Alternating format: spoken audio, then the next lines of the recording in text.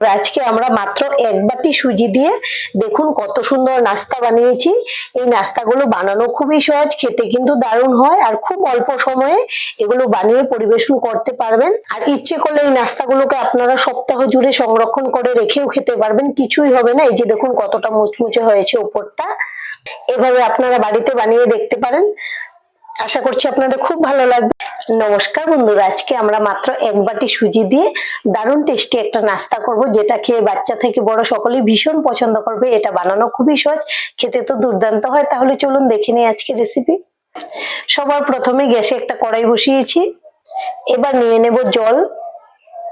আমি যে বাটি দিয়ে সুজিটা নেব এই বাটি দিয়ে জলটা দিয়ে দিচ্ছি। 2 বাটি জল দিয়ে দিলাম। এবার জলটাকে গরম করে নেব। জলটা হালকা গরম হয়ে গেছে, এবার নিয়েছি হাফ বাটি চিনি। মিষ্টিটা আপনারা যেরকম খেতে পছন্দ করেন সেই বুঝে কম বেশি করে নেবেন। দিয়ে দেব সামান্য লবণ। আর এখানে নিয়েছি 10 টাকা দামের 1 প্যাকেট গুঁড়ো দুধ, এই দুধটাও দিয়ে দেব। নেড়ে মিশিয়ে নেব। জলটা হালকা গরম হওয়ার পরে গুঁড়ো দুধটা দিয়ে দেবেন। দেখুন খুব সহজেই মিশে গেল। আর যদি বেশি গরম হয়ে যায় তখন কিন্তু দানা দানা হয়ে থাকে। খুব ভালো করে বলক চলে এসছে। আর এখানে নিয়েছি 1 বাটি সুজি। সুজিটা অল্প অল্প করে দেবো আর নাড়তে থাকবো। সুজিটা একবারে দেওয়া যাবে না, তাহলে কিন্তু গুটি হয়ে যাবে। এভাবে দিয়ে দিয়ে মিশিয়ে নিতে হবে।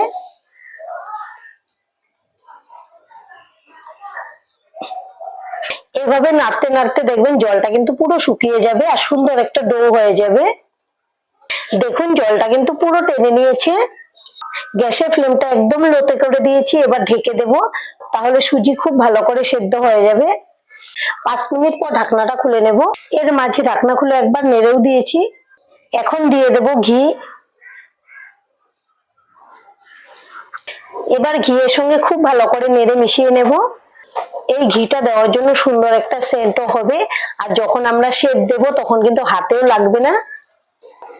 আর সুজি কিন্তু খুব ভালো করে সেদ্ধ হয়ে গেছে। খুব ভালো করে মিশিয়ে নিলাম।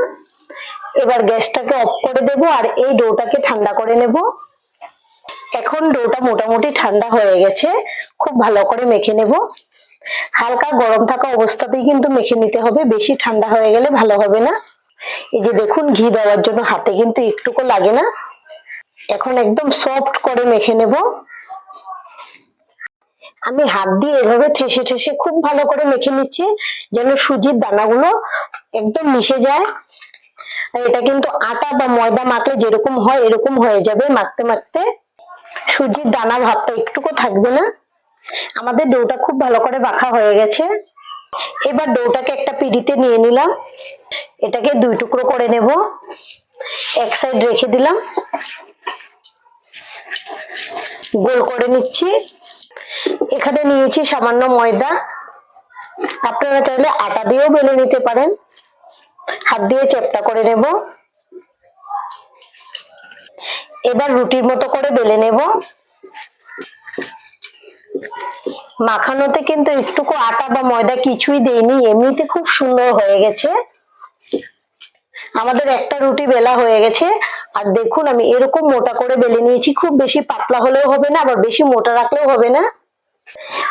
এখানে নিয়েছি একটা ছোট্ট গ্লাস, এই গ্লাসটা দিয়ে আমি কেটে নেব। এরকম করলেই কিন্তু কাটা হয়ে যায়। আপনারা যে কোনো গ্লাস বাটি হাতের কাছে যেটা থাকে এটা দিয়ে কেটে নেবেন। এই যে দেখুন কাটার পরে এরকম হচ্ছে। খুব সহজেই নাস্তাগুলো বানানো, খুব অল্প সময় হয়েও যায়।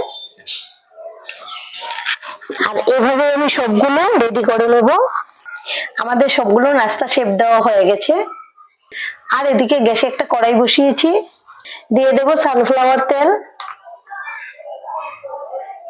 তেলটাকে মিডিয়াম গরম করে নিয়েছি। এবার দিয়ে দেব নাস্তাগুলো।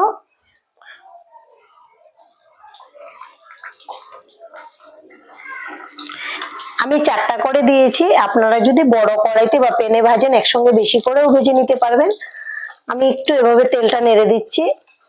একটু পরেই দেখবেন ফুলে উপরে ভেসে উঠবে। দেখুন কত সুন্দর করে ফুলে উপরে ভেসে উঠেছে। এখন আমি উল্টে দেব। আর এভাবে উল্টে পাল্টে লাল লাল করে ভেজে নেব। আর আমাদের আজকের এই রেসিপিটা দেখে যদি আপনাদের ভালো লাগে একটা লাইক অবশ্যই দিয়ে দেবেন। আপনাদের একটা লাইক আমাদেরকে অনেক উৎসাহ দেয় নতুন নতুন ভিডিও বানাতে। আর আমাদের চ্যানেলটিকে সাবস্ক্রাইব করে নেওয়ার জন্য অনুরোধ রইল। এভাবে সুন্দর একটা কালার আসা পর্যন্ত নেড়েচেড়ে ভেজে নেব। এক সাইড কিন্তু ভাজা হয়ে গেছে, পেছন সাইডটা আর একটু কড়া করে ভেজে নিতে হবে। এই যে এই সাইডটাকে এখন কিন্তু সুন্দর একটা কালার চলে এসছে দুই সাইড থেকেই। এবার তুলে নেব, তেলটা ঝরিয়ে নিচ্ছি। আর এভাবেই আমি বাদ বাকিগুলো ভেজে নেব। আমাদের সবগুলো নাস্তা ভাজা হয়ে গেছে। আর দেখুন ভাজার পর কত সুন্দর লাগছে নাস্তাগুলো দেখতে। এটা শুধু দেখতেই সুন্দর নয়, খেতেও কিন্তু দারুণ হয়। এভাবে আপনারা বাড়িতে বানিয়ে খাবেন, আশা করছি ভীষণ ভালো লাগবে। আর আজকের ভিডিও এখানেই শেষ করব। সবাই ভালো থাকবেন, সুস্থ থাকবেন, ধন্যবাদ।